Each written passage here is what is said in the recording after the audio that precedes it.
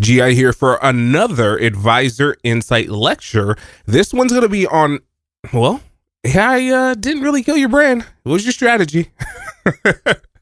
And I'm gonna go ahead and like preface this and just let you know, I know people are gonna be mad at me for this one, but it's kind of necessary. It's necessary that we're able to pause and look at the situation and ourselves objectively and be able to adapt, be able to say, hey, you know what? I can do better. I could be doing better in this particular thing. I'm open to a change. I'm open to some type of an improvement, right? And so that's kind of the premise of this whole lecture, is talking a bit about how to improve either your brand, yourself, your business, whatever it is, right? So let's get to it. The situation is that AI didn't create the problem, right? All it did was it exposed the situation. That's all it did, right? What used to take essentially time, skill, and like extra costs can now be done so fast. It can be done instantly. There's tools that can do things for you all over the place, and new ones that are forming each and every day. The question is, and this is going to be the question throughout, will you and can you adapt? Because the situation is that when production becomes easy, execution, all those things become easy, strategy becomes the main factor. It's a high value factor. Then it becomes about, what do you do? What direction do we need to go in? What plan is there? How do we need to do that? As things become more crowded in a market, again, supply and demand, how do we attack the market or infiltrate the market in a way that we are able to produce a result? Strategy is key, and it's becoming more and more important today because people are having a hard time adapting this fast. As these changes are happening and AI is doing the things that we used to do, people are having a hard time adapting. That's because it's not an issue that's within the trees, it's within the forest. It's a big picture issue. The landscape has changed. What do we do? How do we adapt to this? And that's when strategy comes in, and where people who have either experience, some expertise in the area, and more importantly, insight and wisdom, knowing, hey, this is what we do, or as I always say, more importantly, what we do not do. What you don't do is just as important. So it's critical that you get your strategy in place, and that's what we're going to be breaking down today, because brands, they basically like relied on effort, just kind of the looks of things, their image and volume. Like, hey, let me just put more stuff out there. And they lost their advantage. They lost their ability to compete. And now only positioning of your brand and judgment and competence are the things that are now scarce and valued. They're rare. So you need to create those. You need to be on top of those to make sure that your brand is still relevant. Because if your brand is still, quote unquote, being killed by AI, well, then whatever it was built on was probably easily replaceable. Make yourself irreplaceable. That's how you win. So let's break down some of the patterns for the situation. Brands, they were basically built on like their ability to execute and whatever advantages came with that. And that no longer really exists. Like it does to an extent, effort still matters, but you're having technology and tools able to step in and do those things that you used to do. So it's not so much of an advantage as it was before. And people are having a hard time with that. Another one. AI is essentially taking over like content creation, design stuff, copywriting, and information delivery. Like we used to have to get our information from each other. Yeah, you had books and, you can go to the library or whatnot. But the further back you go, it's essentially going to be just like you're getting it from each other, right? But now they're getting it from Google or from AI or from whatever it is. And that makes it really, really difficult for you to be able to tell what's real and what's not. But like the real mistake that people are making is that they're mistaking your ability to produce an action for strategic value.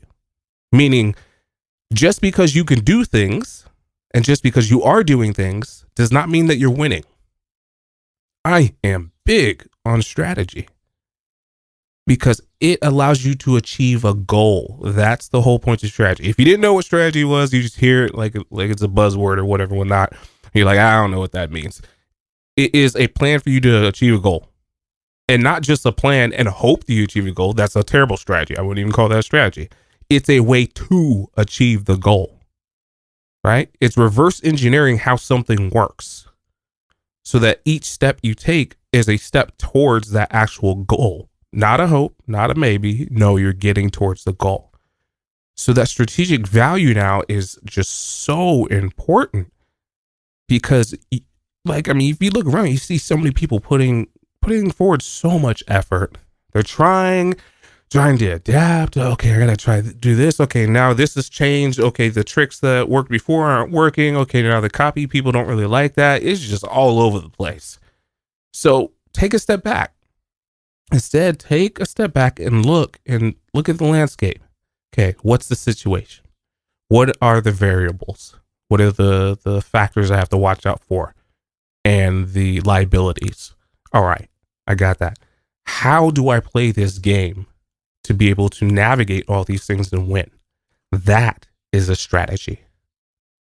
And brands, they would compete on like visibility, basically. It's just trying to get reach. Oh, we want more people to see us. We want more people to discover us. Instead of actually being relevant, and they just go right to some generic messaging or generic products or generic anything. Copying and following. And it's interesting to see when they're confused as to why that no longer works. Why would that continue to work? There was no real strategy behind it other than let's do what everyone else was doing. You're not going to last too long. That's one thing, like for the clients that I have worked with in the past, it is really apparent when a company is going to last and when they're not. Right from the get-go. If they're doing what everyone else is doing, right? Nothing different, same strategies, whatever, and they're hardlining on. They're like, no, everyone's doing this, so we need to do that. Instantly in my head, I'm like, okay, they're not gonna last too long. Because you don't have an ability to lead the market. You don't have an ability to lead yourselves or lead your actual customers or clients. All you're doing is following everyone else. That is a losing position. Right? Position yourself as an authority within the market so that other people follow you and you set the rules. A good example of that is for the studio that I used to have. For that studio, took it from like literally starting out and built it up to being number one within that city in 6 months and eventually number one in California. Now, how I did that was I took a look at what everyone else was doing and I didn't do that. I did a bunch of other stuff that was not that, right? And because I took advantage of certain situations, certain technologies, certain positions, all this stuff, and other people weren't doing it, it put me so far ahead so fast that everyone else then had to follow. Everyone else had no choice but then to copy the same tactics. And what they didn't realize was that that's kind of part of the strategy. That's a losing position from the get-go. It's a defense strategy. If the people copy what I'm doing, they'll never be able to catch up to me on that because I'm the one creating it and I'll know when to adapt or change it, or I can just decide to adapt or change it and they'll always be late to the party. So that was the situation that happened. Like the actual tactics and things that people were doing for their businesses were late. And so I was quickly able to see, oh, it's changing now. I've been in it for a while, so I've been tracking it. Like they just started, so they haven't been tracking it. You know what? It's time to adapt. Let me switch this up. Let me add this, whatever, whatnot. And I'm off doing that little thing, right? Before they even notice it. And so they're late to that party too. Each time they missed out on leading their actual market and setting the rules. That is how you play it in terms of strategy. Get out ahead of everyone else so you can win. And don't just like rely on like borrowing copy or whatever someone else says or whatever the latest trends are or whatever frameworks that people pop up. It's always a losing position long term because you're following. You got to lead. You have a brand, you have a personal brand, you have a business, or you're just like a person who's very ambitious and high driven. You're probably going to lead. You got to lead. So don't be afraid to do what other people are not doing. Another pattern is that like people, they treat AI as a replacement for thinking instead of actually grounding themselves within experience and expertise. They forgot to actually produce results. Just because it can produce information doesn't mean that you can no longer think. It doesn't mean that just because you got information from AI that you now have experience and you know how to do this thing and produce results. Someone with experience would know better. Right? So anyone who has experience has been through situations like, man, I thought that was a win. That was not a win. And that is the value of experience. It produces wisdom. Knowing things, despite that the information is telling you this, you know, in reality, that's not going to be the case. And that's where it comes in, like in terms of producing results, wisdom and insights. Knowing, hey, I see all these variables. I see the environment. I see the constraints. I see what needs to be done and what most likely is going to happen in reality. Let's make these moves and develop this strategy so that we can go ahead and produce a result. Because the result of like AI flooding the market with all the same stuff, everybody's doing the same thing, is that everyone becomes carbon copies. No one is able to stand out. And your customers and your clients and your audience don't trust you anymore. So that right there is a consequence. Well, let's talk about some other consequences. Effort is marginalized, and it essentially leads to a collapse in price and attention. Like you have, because everyone's doing the same thing, you got to lower your price to compete. I'm not getting business, so I got to do more of this, right? I got to charge less so that they'll actually go ahead and pay for it. Or you're not getting the attention. You got to put out more and more and more because the attention's going down. Supply and demand. Again, losing proposition. So you got to watch it when it comes to, okay, I'll just go harder. Or people always talk about hustle culture. I like hustle culture. However, what they call it now is more so kind of like abusing yourself, right? Before, back in the day, like, I had time in the music industry. Yeah, we hustled. That's what we did. Figure out how to make something happen out of nothing. All right. That's how I see hustling. As far as overworking yourself is just not smart. So that's not a smart tactic when it comes to AI. Okay, I'll need to work harder and do more output, do more producing things. That's not sustainable. Right. And it leads to exactly what I just mentioned. You eventually have to lower your price and losing attention. So got to watch out for that. Another consequence, generic brands, like they lose immediately because AI can just replicate them a lot faster. If your brand is a carbon copy of something else, it's just going to get replicated again. Right. And it just loses value every single time. Your differentiation, it disappears when your message sounds the same. And all it does is it leads to your brand getting ignored. Oh, they're just the same as everyone else. No, I don't need to pay attention to that. That's what that's what their brain says as they're scrolling. Oh no, I've seen that before. Don't need it. Right? As a brand, as a business, you ever want to learn something very well and very fast? Go to a group of, I'm going to say 12 to 16-year-olds, right? If you're adult, be careful with this. Like, don't be creepy. But if they're like your family or whatever, watch how they interact with themselves, with other brands, with content, with technology. Watch what happens, especially with content. Watch how they're scrolling, how fast they decide, nope, nope, nope, right? That's how much time you have to capture their attention before they ignore you. And all of that work that you put in, all that effort, all that money, all that time, and the teams that you hired to do this thing just got ignored in a second and a half or a half a second.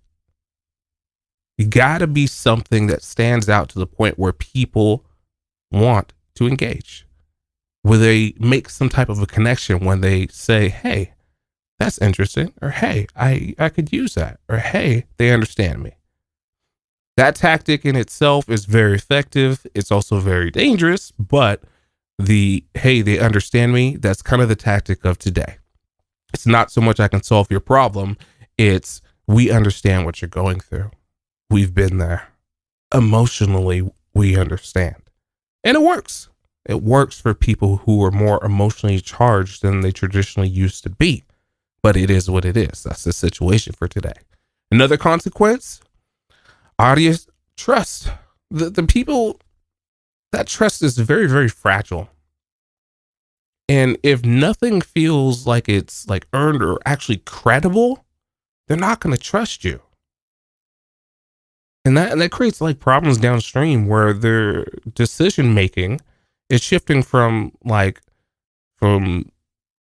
you can produce, the content that you have, to now, and this is a good thing, now towards clarity, proof, and not so much volume, not how much you're putting out, right? You have to earn that trust by showing that you are credible, showing that you are authority within your field, that you're an expert, that you have some expertise, that you are capable and you are competent. That is crucial. And just like a side note, I will say AI, it's not going to outcompete strong brands. Like people who have the positioning set, they have the strategy, they understand the market, they're aware that AI is making these changes and they planned ahead. Okay, how do we get ahead of that? Right? It eliminates the weak ones by removing their only advantage that they have, right? That volume, putting out more. Their visibility and volume. That was the only thing that they had. And now that that's not an advantage, they get knocked out of the way. And the strong brands now have a clear lane. That, I'm giving you a heads up on strategy right now. That is definitely one of my biggest tactics that I do in strategy. I like to, let's say, maneuver a situation to where a lane gets cleared and now the lane is open and I can run freely. I definitely like to do that because, like I said before, supply and demand. I don't want to compete in an overly crowded market. That takes a lot of time, energy, effort, frustration, right? It's so noisy. That's another losing proposition. I'm not going to go and do that. Instead, I will find another area that's more open. People, they'll call that a niche. You'll find a niche and that's untapped and you'll go in that, you'll do your thing, whatever. Very similar. It just makes it easier for you to execute. Sometimes the best strategy is not how do we win where everyone else is. It's we need to leave where everyone else is and go to a place where everyone else is not. Sometimes that's the best strategy. Wisdom, insights, judgment is what tells you when to do that and when not to. That's critical. So, talked about some patterns and consequences. Let's get into the solution, right? You need to shift from just effort-based strategy or value to a strategy-based one. You need to get on your game for your strategy. Whether that means going and hiring somebody, whether it means studying it yourself, getting some experience, whatever, just do that. One of the worst things you can do, however, is try to get your strategy from AI. So I'll use it on multiple different platforms because I have to do constant research for stuff. And I like to just see, sometimes just for fun, what is it going to say in comparison to this model and this version of this model and blah, blah, blah, going back and forth. This is what I've determined from AI across the board. It is wonderful at analysis. great. It can even give you some decent insights. What it is not good at is strategy. It's not good at anticipating human nature and the unpredictability of that, of knowing like, okay, yeah, these are the best practices. This is the best way to achieve that. But like the people are really pissed off right now. So that's probably not going to work. It can't actually process that. So that's where humans going to have to come in, because you are functioning within a market that has people. So you're probably going to need an actual person who understands people to develop that strategy. Right? So like I'll run those different scripts and I'll see, okay, let's see what strategy pops out. And sometimes I like taking little pieces like, oh, that's a decent little tactic. Okay, cool. I'll throw that in with the current strategy I have. I'm definitely not going to take the whole thing because it doesn't make sense. Right? So how you do it, if you were going to do it for yourself, you're not going to, hire somebody else. I definitely would suggest doing that. But if you're going to do it for yourself, then these are the things you need to learn how to do. First, you need to get your positioning set.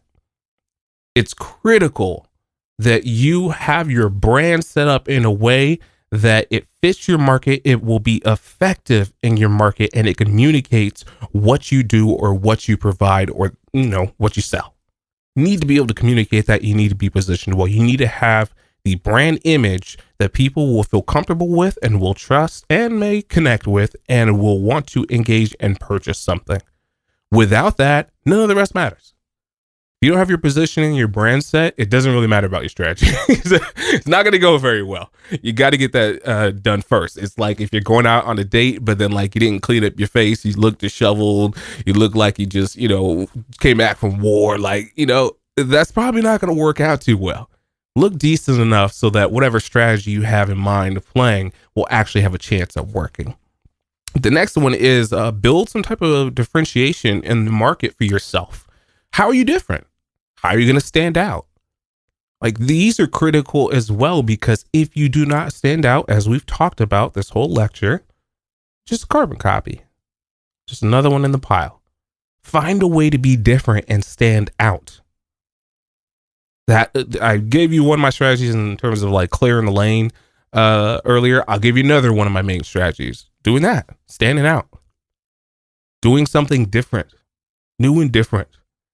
It's much easier to have a strategy that can actually go ahead and push and produce results when you're not overcrowded with everybody else.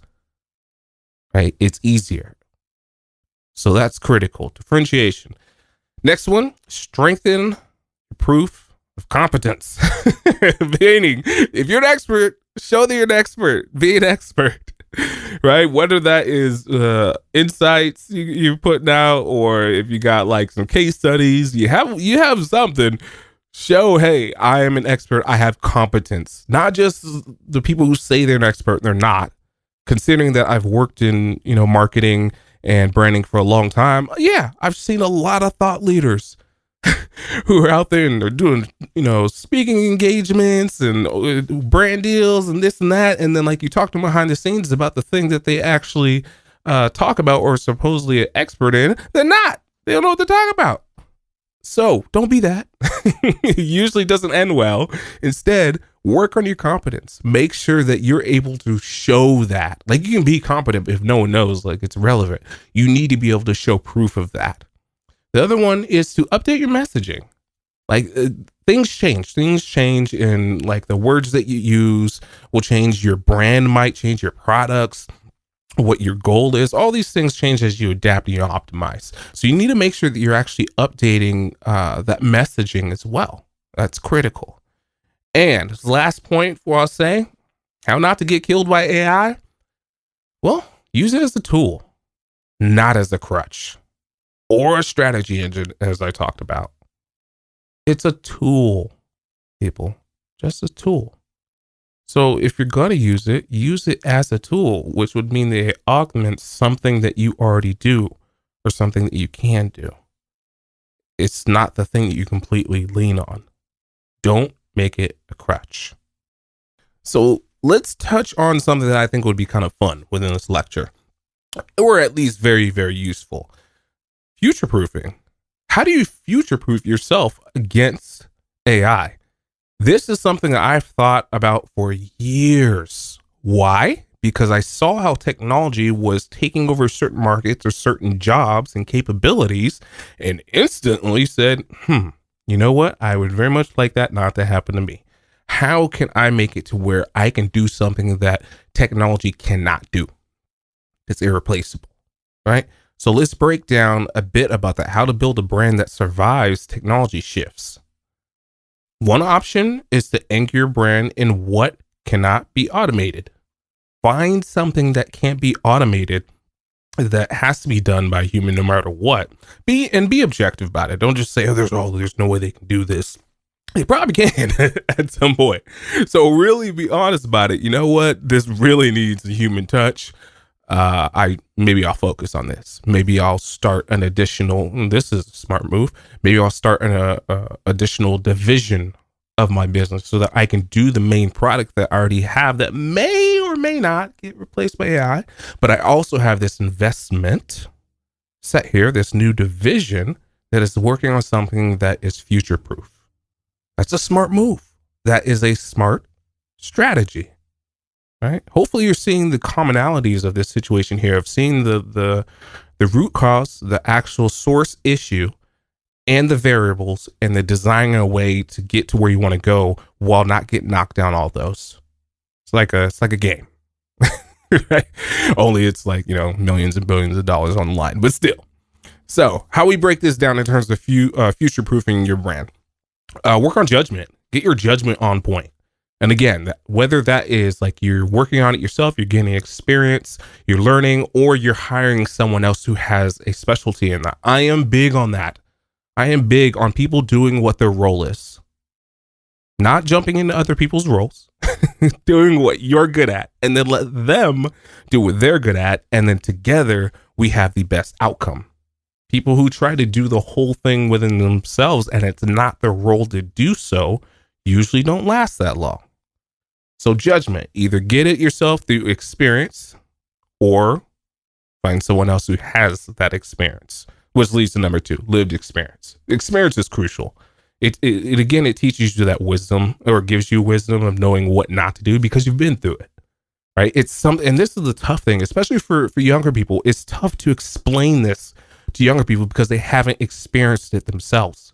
The value of experience.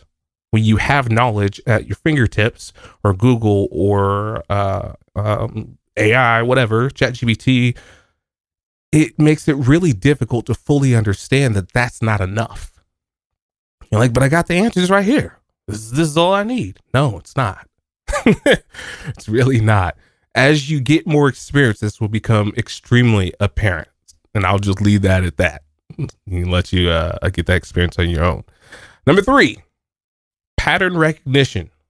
Now, this is a tough one. Have this on the list because it is how you future-proof yourself. The problem is that it's a big picture skill.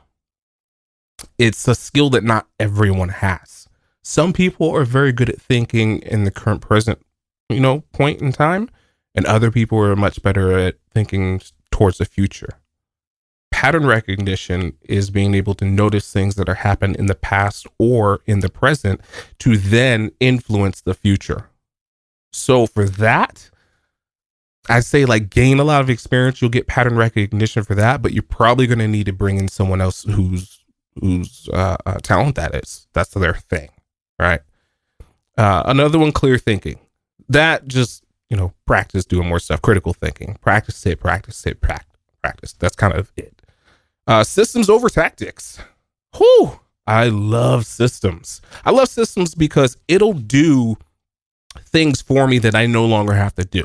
It ensures that I'm going to get the outcome that I want as long as I follow these simple steps, right? So think of it like, in order for me to get to this place, I need to go here.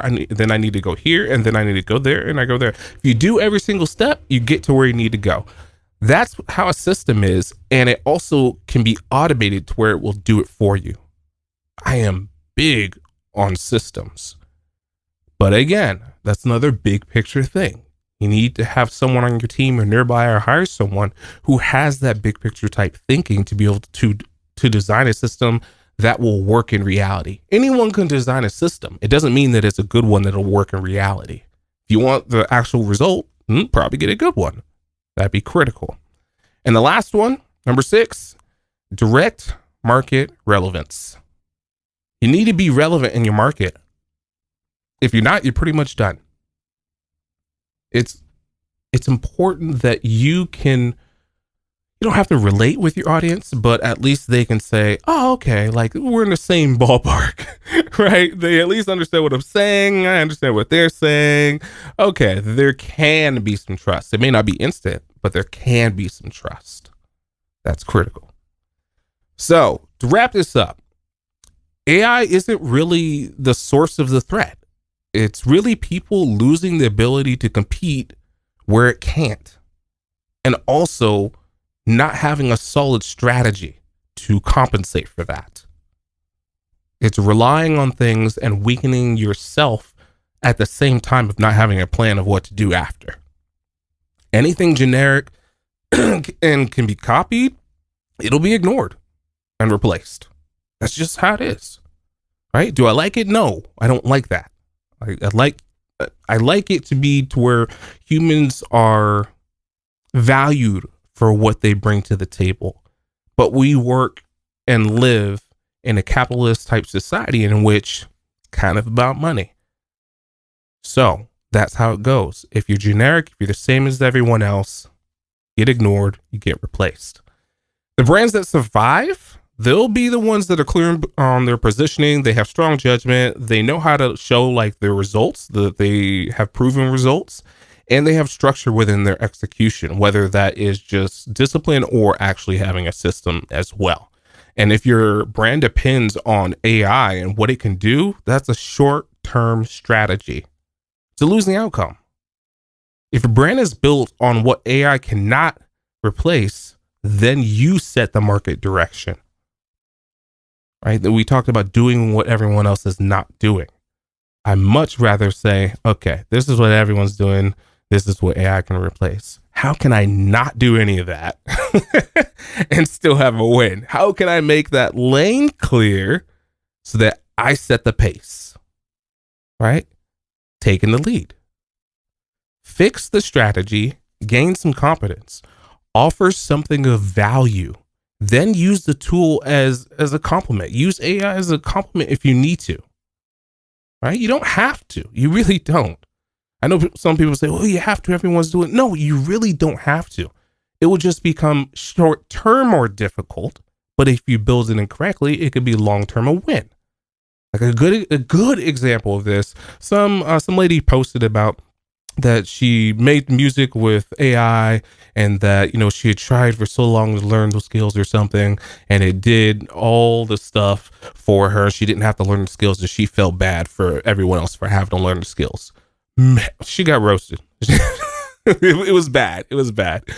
But you have to understand that people were upset that, hey, you took this thing that we love, that was very important to us, that had a human element, right? Human expression and emotion, and you just disregarded it and devalued it into it can be replaced. She didn't use it as a compliment. She used it to replace the entire human aspect of it, of the art. Right? Not a smart move in general, but she can do what she wants. So last point here that I'll make is that it's the difference between going extinct and becoming irreplaceable. Can you develop a strategy that outcompetes the entire market and AI and everything going on? Can you come up with a plan so that you last through the ages regardless of all the changes that are happening? That's a good strategy. It also takes time, experience, expertise, good judgment, competence to be able to do those things, to develop a strategy in that way. So it's critical that you either, one, find someone who can do that, or two, start studying for a few years to be able to do it yourself. All right. So GI here, we were talking about how AI didn't kill your brand. Your strategy did. Another advisor insight lecture. If you guys want more insights like this, go to my website, gigriffin.com/insight, and you're able to check them out there. More lectures, books, as well as GI Said It Insight Show. GI here, I'm out.